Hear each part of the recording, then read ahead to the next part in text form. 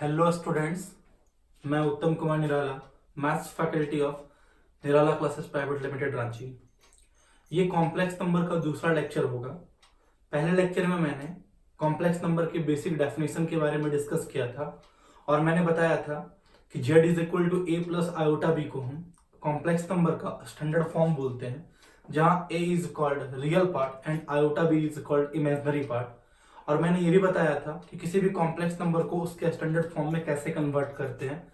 और last topic मैंने discuss किया था division of complex number. Division of complex number में मैंने ये बताया था आपको कि हम लोग रैशनलाइज करते हैं। क्या करते हैं? रैशनलाइज। आइए आज भी एक प्रॉब्लम हम डिवीजन ऑफ कॉम्प्लेक्स नंबर को ही लेके चलते हैं, उसके बाद हम लोग टॉपिक को आगे बढ़ाएंगे। चलिए, सपोज दैट किसी ने प्रॉब्लम पूछा कि z is equal to 3 plus 2 iota upon 2 minus iota, ठीक है, कन्वर्ट इनटू स्टैंडर्ड फॉर्म।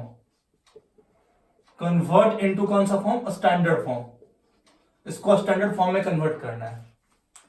इस चीज को स्टैंडर्ड फॉर्म में कन्वर्ट करने के लिए हम लोग क्या करेंगे? रैशनलाइज। क्या करेंगे? रैशनलाइज। तो z is equal to 3 plus 2 iota upon 2 minus iota into 2 plus iota, और नीचे भी हो गया 2 प्लस आयोटा। चलिए अब इसको मल्टीप्लाई कर लीजिए। 3 इंटू 2 हो गया तुम्हारा 6, 3 इंटू आयोटा हो गया 3 आयोटा, 2 आयोटा इंटू 2 हो गया 4 आयोटा, 2 आयोटा इंटू आयोटा हो गया 2 आयोटा स्क्वायर। नीचे ध्यान से देखो तो a minus B into A plus B, A का स्क्वायर माइनस बी का स्क्वायर, तो तुम्हारा 2 का स्क्वायर हो गया 4 और माइनस आयोटा का स्क्वायर। चलिए टॉपिक को लेके आगे बढ़िए। यहां से बढ़े, z इज इक्वल टू ये हो गया 6 प्लस ये हो गया 3 आयोटा, ये हो गया 4 आयोटा। ध्यान से देखना, आयोटा स्क्वायर की वैल्यू -1, तो 2 into -1 -2, this one is -2। Iota square की वैल्यू -1 माइनस माइनस प्लस, तो जुट्टी की हो गया 5। यहां से आगे बढ़ रहे, ध्यान से देखिएगा students. z is equal to 6 में गया 2 4, ये हो गया 4 प्लस 3 आयोटा प्लस 4 आयोटा, कितना आयोटा बताइए? 7 आयोटा डिवाइडेड बाय 5। अलग अलग कीजिए तो ये हो गया 4/5 और प्लस 7 आयोटा बाय 5। देख लीजिए ये कॉम्प्लेक्स नंबर का स्टैंडर्ड फॉर्म निकल के आ गया। और ये इस कॉम्प्लेक्स नंबर का जो स्टैंडर्ड फॉर्म आपको दिख रहा है सर, जहां पे a का वैल्यू है 4/5 और b का वैल्यू आपको कितना दिख रहा है? 7/5। कोई कंफ्यूजन? इस तरह से हम लोग किसी भी कॉम्प्लेक्स नंबर को उसके स्टैंडर्ड फॉर्म में कन्वर्ट कर लेंगे। चलिए अब यहां से हम लोग टॉपिक को लेके आगे बढ़ते हैं, समझिए ध्यान से, ठीक है। और यहां से हम लोग स्टार्ट करेंगे some important point of complex number. Some important point of complex number का जो पहला पॉइंट होता है उसको बोलते हैं कॉन्जुगेट ऑफ कॉम्प्लेक्स नंबर। ये किसी भी कॉम्प्लेक्स नंबर का कॉन्जुगेट क्या होता है और किसी भी कॉम्प्लेक्स नंबर का कॉन्जुगेट निकालते कैसे, समझिए। तो हम लोग जो पहला पॉइंट स्टार्ट करेंगे वो होगा आपका कॉन्जुगेट ऑफ कॉम्प्लेक्स नंबर। ध्यान से समझिएगा कि किसी भी कॉम्प्लेक्स नंबर का कॉन्जुगेट होता क्या है और किसी भी कॉम्प्लेक्स नंबर का कॉन्जुगेट हम लोग कैसे फाइंड करते हैं। सबसे पहली बात बताइए, z is equal to a plus iota B जो होता है वो कॉम्प्लेक्स नंबर का स्टैंडर्ड फॉर्म होता है। सर इस साइन को बोलते हैं z बार या z कॉन्जुगेट। इस साइन को बोलते हैं z बार या z कॉन्जुगेट। और कॉन्जुगेट का एक ही काम होता है कि वो कॉम्प्लेक्स नंबर के रियल पार्ट और इमेजिनरी पार्ट के बीच के साइन को चेंज कर देता है। दैट मींस अगर z is equal to a plus iota B है तो z कॉन्जुगेट हो जाएगा तुम्हारा a माइनस आयोटा बी, कुछ ऐसा हो जाएगा। सर इसको हम आपको ग्राफ में भी दिखाएंगे। और कॉम्प्लेक्स नंबर को जिस XY प्लेन पे रिप्रेजेंट करते हैं उसको हम आर्गेंट प्लेन बोलते हैं। आगे जाके डिस्कस करेंगे कौन सा प्लेन बोलते हैं? Argand plane.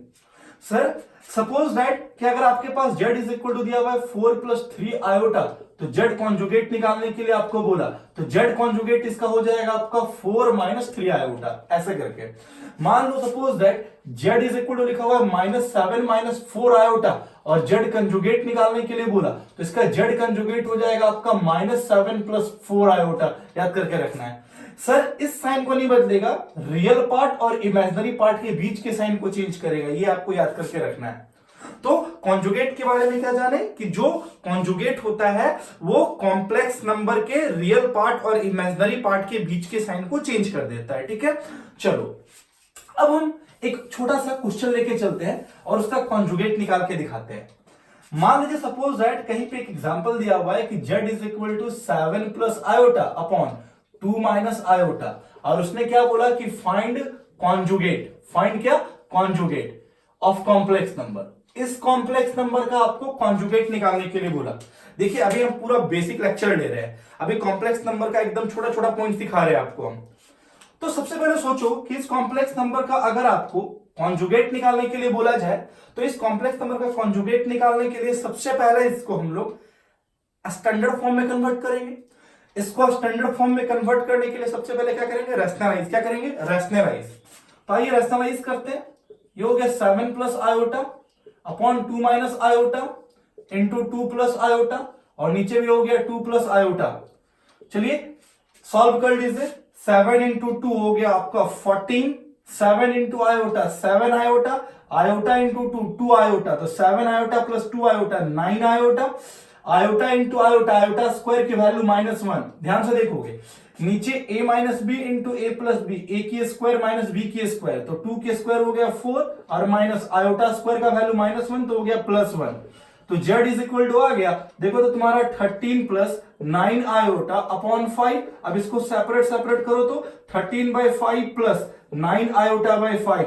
देख लो ये कॉम्प्लेक्स नंबर का स्टैंडर्ड फॉर्म आ गया। मेरे को कॉन्जुगेट निकालने के लिए बोला। मैंने आपको कॉन्जुगेट के बारे में क्या सिखाया था कि कॉन्जुगेट जो होगा वो कॉम्प्लेक्स नंबर के रियल पार्ट और इमेजिनरी पार्ट के बीच के साइन को चेंज कर देगा। दैट मींस जो आपका जेड कॉन्जुगेट होगा वो 13/5, ये हो जाएगा 13/5, और ये बीच के प्लस को कर देगा माइनस, मतलब -19 आयोटा बटा 5। देखिए ये इस कॉम्प्लेक्स नंबर का कॉन्जुगेट निकल गया। मतलब कॉम्प्लेक्स नंबर का अगर कोई कॉन्जुगेट निकालने के लिए बोलेगा तो हम लोग आराम से फाइंड कर लेंगे। चलिए अभी कुछ देर पहले मैंने टॉपिक का डिस्कस किया था ना सर, आर्गेन प्लेन। ये आर्गेन प्लेन होता क्या है? Argand plane sir XY plane को ही आर्गेन प्लेन बोलते हैं। समझ पाते हैं पूरी तरह से, समझो ध्यान से मेरी बातों को कि ये आर्गेन प्लेन है क्या। समझो मेरी बातों को ध्यान से, व्हाट इज आर्गेन प्लेन। समझो, आप किसी भी पॉइंट को जो रिप्रेजेंट करते हो उस प्लेन को बोलते हैं XY प्लेन। जैसे मैंने बोला कि किसी भी पॉइंट का कोऑर्डिनेट है 3,4, तो इसका मतलब क्या हुआ, x कोऑर्डिनेट 3 और y कोऑर्डिनेट 4 है। z is equal to a plus iota b को भी हम लोग XY प्लेन पे ही रिप्रेजेंट करते हैं। बस उस XY प्लेन पे जब रिप्रेजेंट करते हैं ना, तो उस प्लेन को नाम दे दिया गया है आर्गेन प्लेन। सर आपको पता होगा ये x एक्सिस होता है और ये आपको पता होगा y एक्सिस होता है। x एक्सिस को ना सर रियल एक्सिस बोला जाता है, याद रखना है, ठीक है। और y एक्सिस को याद रखना है आपको, इमेजिनरी एक्सिस बोला जाता है। कैसा एक्सिस? Imaginary axis. और ये पूरा प्लेन ना कहलाता है सर आर्गेन प्लेन। स्पेलिंग देखिएगा ध्यान से, इसको बोलते हैं आर्गेन प्लेन, ठीक है। आर्गेन प्लेन बोलते हैं इसको, ठीक है। तो इसी आर्गेन प्लेन पे ना हम किसी भी कॉम्प्लेक्स नंबर को रिप्रेजेंट करते हैं। कैसे रिप्रेजेंट करते हैं ये समझिए। Sir z is equal to a plus iota b को रिप्रेजेंट कैसे करेंगे? ऑरिजिन से। सर ये मेरा z है a प्लस आयोटा b, ठीक है। ये मेरा आर्गेन प्लेन पे मैंने किसी भी कॉम्प्लेक्स नंबर को रिप्रेजेंट किया है, ठीक है। और मैंने अभी मान के चला है कि a भी पॉजिटिव है b भी पॉजिटिव है, और जब दोनों पॉजिटिव होगा तो किस क्वाड्रेंट में? फर्स्ट क्वाड्रेंट में हम लोग शो करते हैं, ठीक है।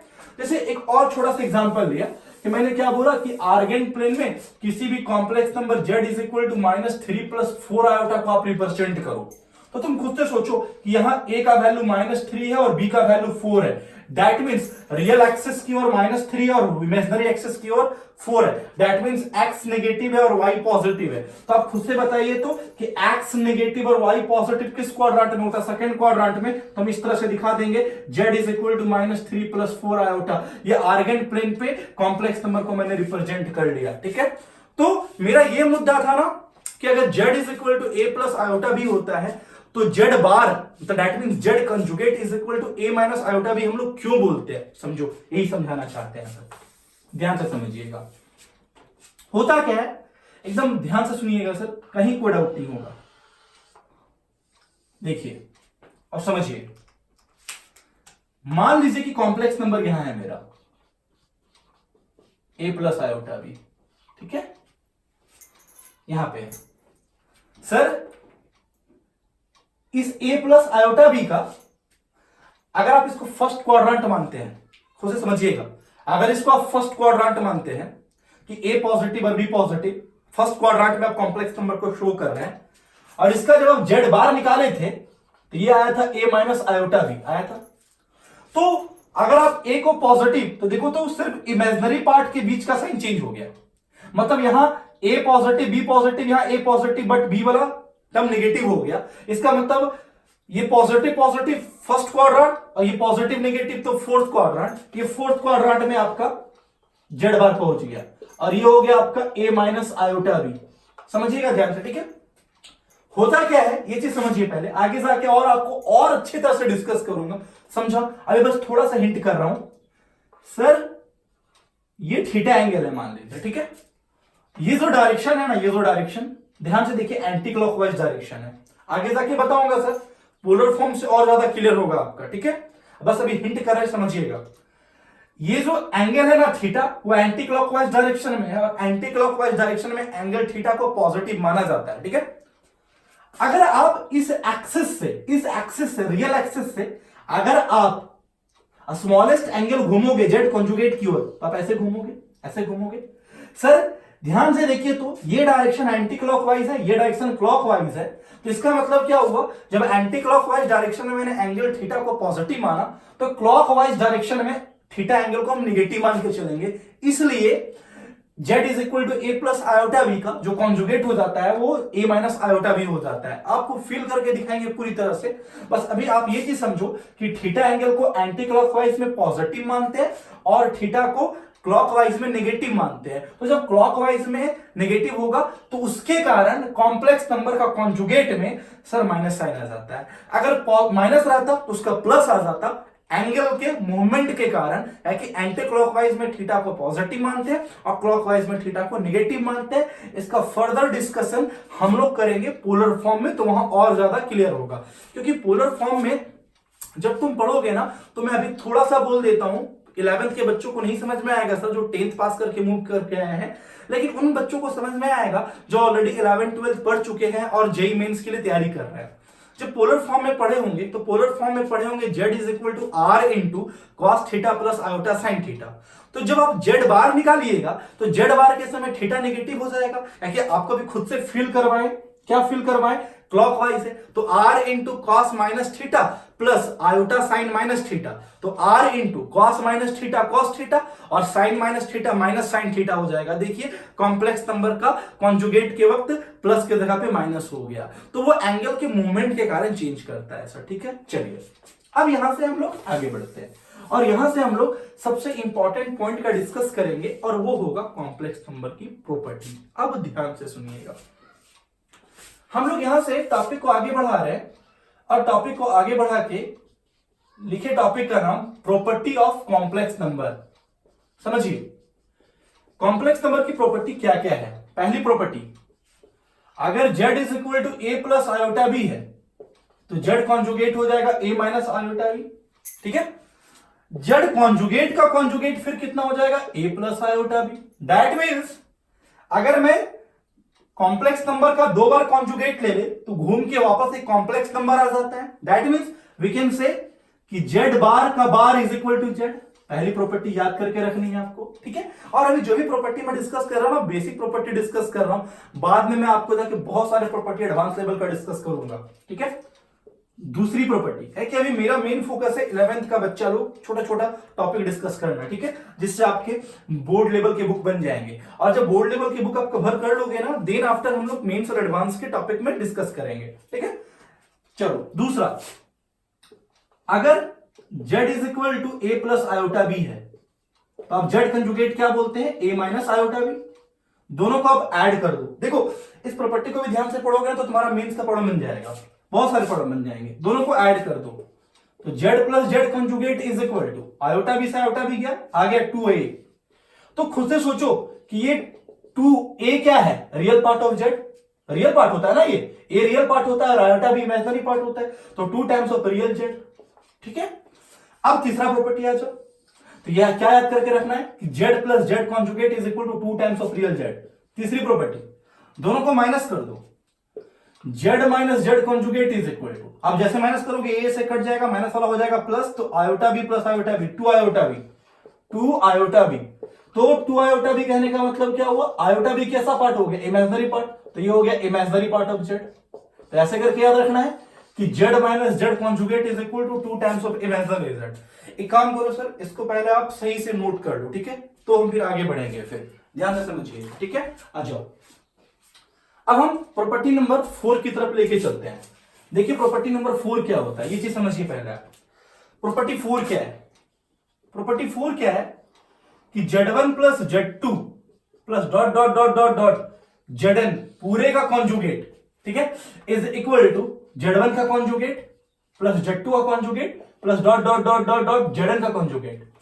आप इसे प्रूफ भी कर सकते हैं। देखो आप दो कॉम्प्लेक्स नंबर को लेके चलो, प्रूफ हो जाएगा। देखिए प्रूफ करके दिखाते हैं। देखिए कैसे प्रूफ करते हैं। मान लिया मैंने Z1 is equal to A1 plus iota B1 और Z2 इज इक्वल टू मैंने मान लिया A2 प्लस आयोटा B2, ठीक है। पहले क्या करो कि Z1 प्लस Z2 निकालो, Z1 प्लस Z2, चलो Z1 प्लस Z2 निकाल रहे, A1 plus A2, A1 plus A2 और आयोटा कॉमन ले लिए तो ये हो गया B1 प्लस B2। ध्यान से देखना, ठीक है। अब इसका कॉन्जुगेट निकाल लो, Z1 प्लस Z2 पूरे का conjugate is equal to A1 plus A2, ये बोलो प्लस के जगह पे हो जाएगा minus iota times of B1 plus B2। ये क्या निकला आपका Z1 प्लस Z2 पूरे का कॉन्जुगेट निकला। इसको आप इक्वेशन नंबर 1 मान लीजिए, ठीक है। अब क्या करो आप Z1 का कॉन्जुगेट निकाल लो। आ जाओ Z1 का कॉन्जुगेट निकाल रहे हैं। Z1 का conjugate is equal to A1 minus iota B1 और Z2 का conjugate is equal to A2 minus iota B2, ठीक है। अब क्या करो Z1 का कॉन्जुगेट और Z2 के कॉन्जुगेट को ऐड कर दो। आ जाओ ऐड कर देते हैं। Z1 का कॉन्जुगेट प्लस Z2 का conjugate is equal to A1 plus A2, A1 plus A2, ध्यान से A1 plus A2 minus iota B1 minus iota B2 से माइनस आयोटा कॉमन ले लो तो हो जाएगा B1 plus B2, B1 plus B2, equation number 2। ध्यान से बोलिए तो इक्वेशन 1 को और इक्वेशन 2 को दोनों का आरएचएस पोर्शन सेम दिख रहा होगा। जब दोनों का आरएचएस पोर्शन सेम होगा तो दोनों का एलएचएस पोर्शन सेम होगा। दैट मींस इक्वेशन 1 और इक्वेशन 2 के हेल्प से हम ये बोल सकते हैं कि Z1 प्लस Z2 होल का conjugate is equal to Z1 का कंजुगेट प्लस Z2 का conjugate. That means Z1 plus Z2 whole का conjugate is equal to Z1 का कंजुगेट प्लस Z2 का कंजुगेट। प्रूफ हो गया। अगर दो कॉम्प्लेक्स नंबर के लिए वैलिड है तो तीन कॉम्प्लेक्स नंबर के लिए वैलिड है, मतलब n कॉम्प्लेक्स नंबर के लिए वैलिड है, ठीक है। तो चौथा प्रॉपर्टी क्या बोलेंगे, Z1 plus Z2 plus Z3 plus dot dot dot dot dot Zn whole का conjugate is equal to Z1 का कंजुगेट प्लस Z2 का कंजुगेट प्लस Z3 का conjugate plus dot dot dot dot dot Zn का conjugate. Clear? आगे बढ़ते हैं, property number 5 की तरफ लेके बढ़ते हैं। देखो प्रॉपर्टी नंबर 5 क्या बोलता है, समझो। प्रॉपर्टी 5 सेम ऐसे ही बोलेगा कि Z1 माइनस Z2 पूरे का conjugate is equal to Z1 का कॉन्जुगेट माइनस Z2 का कॉन्जुगेट। आप इसे प्रूफ भी कर सकते हैं सर, ठीक है। छठा number property, Z1 into Z2 into dot dot dot dot dot Zn पूरे का conjugate is equal to Z1 का कॉन्जुगेट Z2 का कॉन्जुगेट Z3 का conjugate dot dot dot dot dot Zn का कॉन्जुगेट, ठीक है। सर प्रॉपर्टी नंबर 7, Z1 बटा Z2 whole का कंजुगेट इज इक्वल टू हम लोग बोलेंगे Z1 का कंजुगेट बटा Z2 का कंजुगेट, बट क्या Z2 नॉट इक्वल टू 0। क्यों सर? अगर Z2 0 हो जाएगा तो डिनोमिनेटर 0 तो अनडिफाइंड हो जाएगा सर। तो इस तरह से ये कॉम्प्लेक्स नंबर का प्रॉपर्टी मैंने डिस्कस किया और ये बेसिक प्रॉपर्टी है जिसका यूज बोर्ड एग्जामिनेशन में भी होता है और मेंस के एग्जाम में भी बहुत यूज होता है, ठीक है। इसमें और भी सारे प्रॉपर्टीज होंगे सर, वो आगे डिस्कस करेंगे। अभी पहले बेसिक पूरा क्लियर कीजिए आप, ठीक है। चलिए, तो मैंने कॉम्प्लेक्स नंबर के कॉन्जुगेट की प्रॉपर्टी के बारे में डिस्कस कर लिया। चलिए अब एक काम करते हैं, कुछ छोटा छोटा एक दो क्वेश्चन कर लेते हैं, उसके बाद टॉपिक को फिर आगे बढ़ाते हैं। समझिए सर, मान लीजिए सपोज दैट आपके पास एक प्रॉब्लम है। क्या प्रॉब्लम है समझिएगा। Z is equal to C plus iota upon C minus iota. Find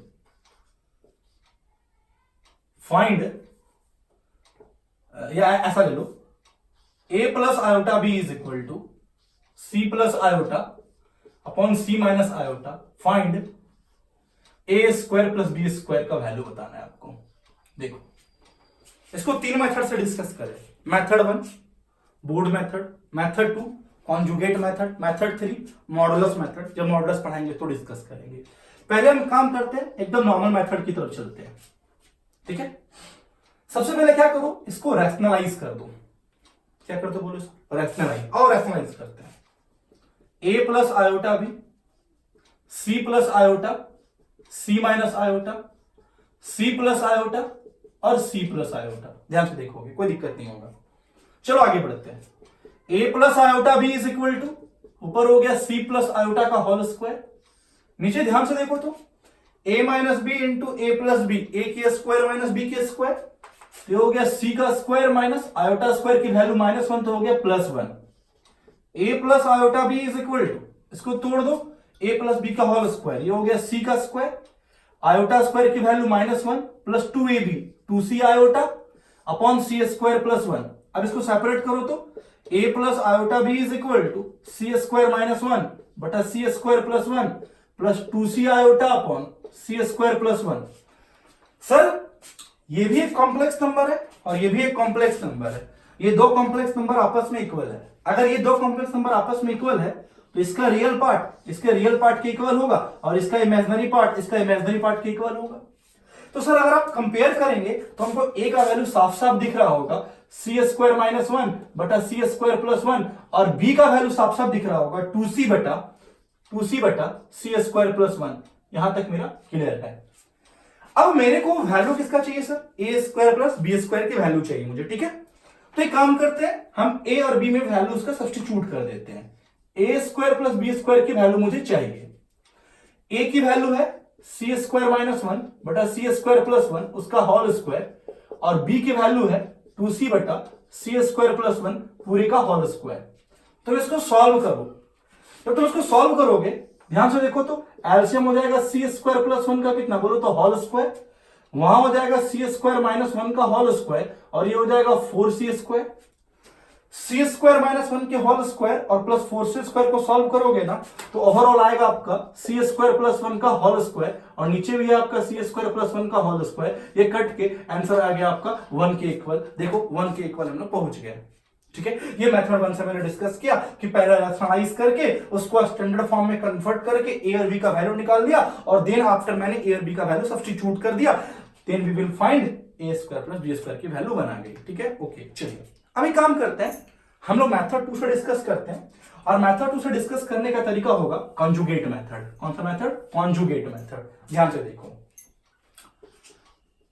आपके पास क्या गिवन है कि a plus iota b is equal to C plus iota upon C minus iota and you have to find the value of a square plus b square. अब क्या करो ना, दोनों side आप कॉन्जुगेट ले लो। क्या ले लो, कॉन्जुगेट। इसे आप इक्वेशन 1 मान लो, ठीक है। आप जैसे कॉन्जुगेट लोगे तो a प्लस आयोटा b की conjugate is equal to C plus iota upon C minus iota whole की कॉन्जुगेट। कॉन्जुगेट का एक ही काम होता है सर कि कॉन्जुगेट प्लस को माइनस कर देगा। तो sir a plus iota b की कंजुगेट हो जाएगी a माइनस आयोटा b। अब ध्यान से देखना, ये अगर Z1 है तो ये Z2 है, तो ये Z1 बाय Z2 होल का कंजुगेट और Z1 बाय Z2 होल का कंजुगेट के बारे में मैंने क्या बताया था, प्रॉपर्टी नंबर 7 में जाके देखिएगा आप, ठीक है। वीडियो पॉज करके देख लीजिएगा जहां मैंने प्रॉपर्टी ऑफ कंजुगेट सिखाया था कि Z1 अपॉन Z2 होल का conjugate is equal to Z1 का कंजुगेट अपॉन Z2 का conjugate. That means C plus iota का conjugate upon C minus iota का कंजुगेट। यहां से A minus iota B is equal to, बताइए खुद से, C प्लस आयोटा का कंजुगेट हो जाएगा C माइनस आयोटा और C माइनस आयोटा का कंजुगेट हो जाएगा C प्लस आयोटा। इसे आप इक्वेशन नंबर 2 मान लीजिए, ठीक है। क्या करो, इक्वेशन 1 को इक्वेशन 2 से आप मल्टीप्लाई कर दो। और जब मल्टीप्लाई कर देते हैं, पहले इक्वेशन को दूसरे इक्वेशन के साथ मल्टीप्लाई कर देते हैं। मल्टीप्लाई करेंगे तो a प्लस आयोटा बी और इधर a माइनस आयोटा बी लिख रहे हैं sir, a plus iota B into a minus iota B is equal to, ये मल्टीप्लाई होगा इससे। चलो आज हम मल्टीप्लाई कर दो, ध्यान से देख रहे हैं सर। चलो मल्टीप्लाई कर रहे हैं, c plus iota c minus iota into, ध्यान से देखिएगा, ठीक है, c माइनस आयोटा और c plus iota. c plus iota से c प्लस आयोटा गया, c माइनस आयोटा से c माइनस आयोटा गया, चला गया। आगे बढ़ जाइए तो क्या आ गया, देखिए तो रिजल्ट आपके पास a प्लस आयोटा बी और a माइनस आयोटा बी को लिखे a का स्क्वायर माइनस आयोटा बी का होल स्क्वायर और ये कट क्या आ गया आपका 1। ध्यान से देखिएगा सर, कहीं दिक्कत होगा टोकिएगा जरूर। सर ये हो गया आपका a का स्क्वायर, आयोटा स्क्वायर की वैल्यू हो गई -1, माइनस माइनस हो गया प्लस, तो a square plus B square equal to 1। देख लीजिए सर, मेरा मेथड 2 से भी आ गया a square plus B square का वैल्यू 1। इस तरह से हम लोग कॉम्प्लेक्स नंबर के कॉन्जुगेट के बारे में डिस्कस कर सकते हैं, ठीक है। और भी बहुत सारे प्रॉब्लम है कॉम्प्लेक्स नंबर के कॉन्जुगेट पे, जिसको हम लोग आगे पढ़ेंगे, ठीक है। जब हम लोग कॉन्जुगेट के बारे में और मॉडुलस को लेके और जब मिलाएंगे प्रॉब्लम, तो बहुत सारे का प्रॉब्लम का लेवल बनता है। अभी बस मैंने सिर्फ सीखा है कि कॉन्जुगेट किसको बोलते हैं, और कुछ नहीं सीखा है मैंने। अभी मैंने टॉपिक को मर्ज नहीं किया है, ठीक है। अभी बस हम ये चीज जाने कि कॉम्प्लेक्स नंबर का कॉन्जुगेट का मतलब होता है जेड बार, और अगर वो रियल पार्ट और इमेजिनरी पार्ट के बीच के साइन को चेंज कर देता है। क्लियर है? चलिए सर, अब हम लोग यहां से सेकेंड पॉइंट का शुरुआत करते हैं, और जो सेकेंड पॉइंट होता है वो होता है मॉडुलस ऑफ कॉम्प्लेक्स नंबर। समझिए क्या होता है मॉडुलस ऑफ कॉम्प्लेक्स नंबर।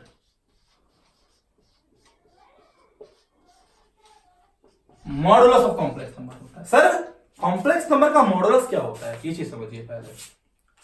मैंने आपको एक बात बताया कि आर्गेंट प्लेन में भी कॉम्प्लेक्स नंबर को रिप्रेजेंट करना, z is equal to a plus iota B मेरा कॉम्प्लेक्स नंबर का स्टैंडर्ड फॉर्म है, ठीक है। इसको आपने अभी आर्गेंट प्लेन में कुछ ऐसे रिप्रेजेंट किया था, आपने ऐसे रिप्रेजेंट किया था, ये जेड था, ठीक। यहां से एक परपेंडिकुलर ड्रॉ कीजिए, ये रियल पार्ट है, रियल एक्सिस है, तो इधर ए हो जाएगा। ये इमेजिनरी एक्सिस था, तो ये वाला बी हो गया, ठीक है। क्योंकि सर ए होता है रियल पार्ट और आयोटा भी होता है इमेजिनरी पार्ट।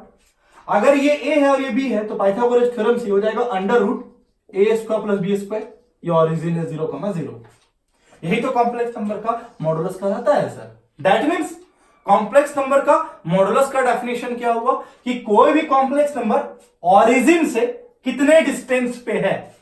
कॉम्प्लेक्स नंबर के मॉडुलस का मतलब क्या होगा कि कोई भी कॉम्प्लेक्स नंबर ओरिजिन से जितने डिस्टेंस पे होगा वही इस कॉम्प्लेक्स नंबर का मॉडुलस कहलाएगा। सर इसका मतलब जेड का मॉड, बच्चों इसको बोलते हैं जेड का मॉड। क्या बोलते हैं इसको? जेड का mod is equal to root under A square plus B square. यहां से एक फॉर्मूला निकल के आ गया, मैंने समझाया। अब इस फॉर्मूले को याद रखना है कि किसी भी कॉम्प्लेक्स नंबर का मॉड का फॉर्मूला होगा under root A square plus B square. Sir मैंने थोड़ा सा एग्जांपल लिया कि z is equal to 3 plus 4 iota है और आपको z का मॉड ढूंढना है, तो z का मॉड क्या हो जाएगा? Under root A square plus B square, मतलब 3 के स्क्वायर प्लस 4 के स्क्वायर। दैट मीन सॉल्व करने पे आएगा 5। दैट मीन्स ये कॉम्प्लेक्स नंबर ओरिजिन से 5 यूनिट के डिस्टेंस पे है। अब यू कैन चेक पहले कॉम्प्लेक्स नंबर को आर्गेन प्लेन में रिप्रेजेंट करेंगे, डिपेंड करेगा विच क्वाड्रेंट। तो ए का वैल्यू 3 है, बी का वैल्यू 4 है, दोनों पॉजिटिव है। दैट मींस फर्स्ट क्वाड्रेंट, मैंने फर्स्ट क्वाड्रेंट पे आर्गेन प्लेन पे कॉम्प्लेक्स नंबर को रिप्रेजेंट किया। ओके, अब तुम खुद से सोचो, ये रियल पार्ट है, ये इमेजिनरी पार्ट है, तो रियल पार्ट की ओर आएगा 3 और इमेजिनरी पार्ट की ओर आएगा 4। This one is 3, this one is 4, तो this one is under root 3 का स्क्वायर प्लस 4 का स्क्वायर। पाइथागोरस थ्योरम से वैल्यू आ गया 5।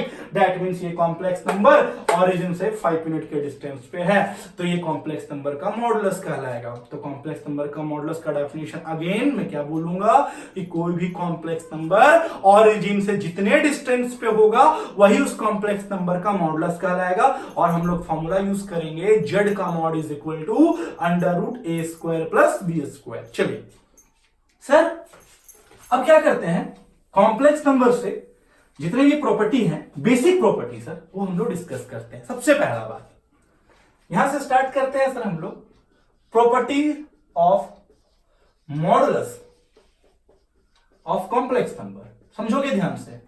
पता है सर, जब इसको हम इनइक्वालिटी प्रॉपर्टीज का डिस्कस करेंगे ना, तो ईच एंड एवरी ईयर, मैंने जहां तक 7 सालों 6 सालों से मैंने देखा हूं कि मेंस में, एडवांस में इनइक्वालिटी प्रॉपर्टी ऑफ मॉडुलस से एक क्वेश्चन आता है, इसमें मैक्सिमम वैल्यू निकालने के लिए बोलता है, मिनिमम वैल्यू निकालने के लिए बोलता है। वो अभी डिस्कस नहीं करेंगे सर, वो अगले लेक्चर में डिस्कस करेंगे। पहले अभी बेसिक प्रॉपर्टी पहले क्लियर कीजिए सारा, ठीक है? आइए sir, property number 1, z is equal to A plus iota B. तो आप z का मॉड क्या जानते हैं, सो बताइए, under root A square plus B square. आप जानते हैं, इसको इक्वेशन नंबर 1 मान लीजिए, ठीक है? इस जेड कंजुगेट निकालिए, जेड कंजुगेट हो जाएगा ए माइनस आयोटा बी। तो जेड कंजुगेट का मॉड निकालिए, अंडर रूट ए की स्क्वायर प्लस माइनस बी की स्क्वायर। तो ये भी कितना आएगा? अंडर रूट ए का स्क्वायर प्लस बी का square. Equation number 2।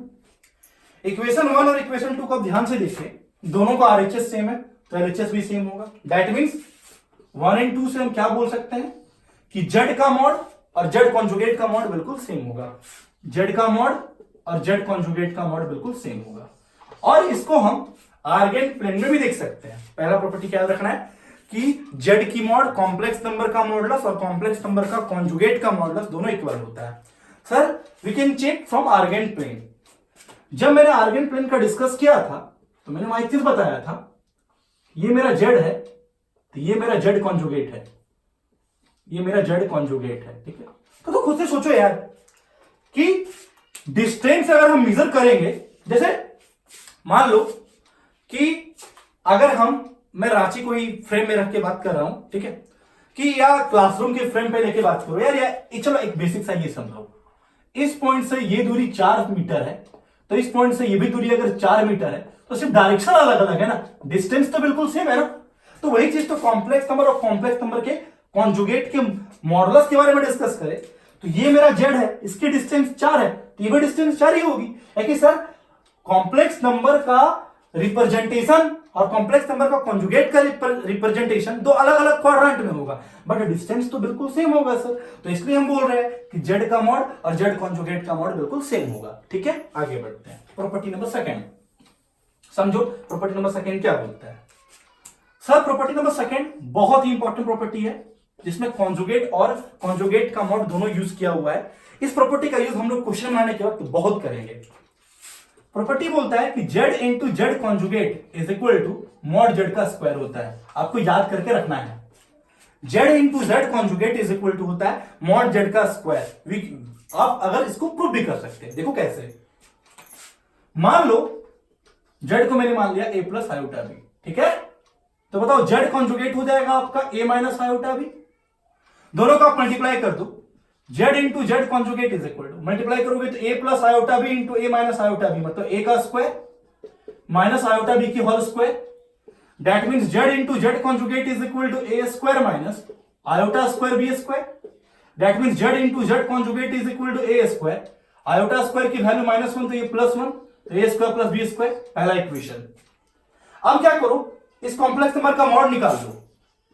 Complex number का mod is equal to under root a square plus b square. अब इसका स्क्वायर कर लो, मॉड जेड का square is equal to a square plus b square. इसको equation number 2 मान लो। Equation 1 को और इक्वेशन 2 को ध्यान से देखो, तो इक्वेशन 1 और इक्वेशन 2 को ध्यान से देखोगे तो दोनों का RHS पार्ट सेम है, तो दोनों का LHS पार्ट भी सेम होगा। दैट मींस 1 and 2 से हम लोग क्या बोलेंगे कि z into Z conjugate is equal to mod Z का स्क्वायर। मैंने प्रूफ करके दिखाया सर। प्रॉपर्टी नंबर 2 आपको याद करके रखना है सर कि z into Z conjugate is equal to mod Z की स्क्वायर। ठीक है, आगे बढ़ते हैं। Property number 3 sir, property number 3 क्या होता है समझो, z1 प्लस z2 होल का mod not equal to z1 का मॉड प्लस z2 का मॉड। याद रखना, यदि आप कंजुगेट में ऐसा बोल रहे थे कि z1 प्लस z2 होल का conjugate is equal to z1 का कंजुगेट प्लस z2 का कंजुगेट, बट ये चीज हम लोग मॉड में नहीं बोलेंगे और यहीं से आपका आएगा सर इनइक्वालिटी प्रॉपर्टी।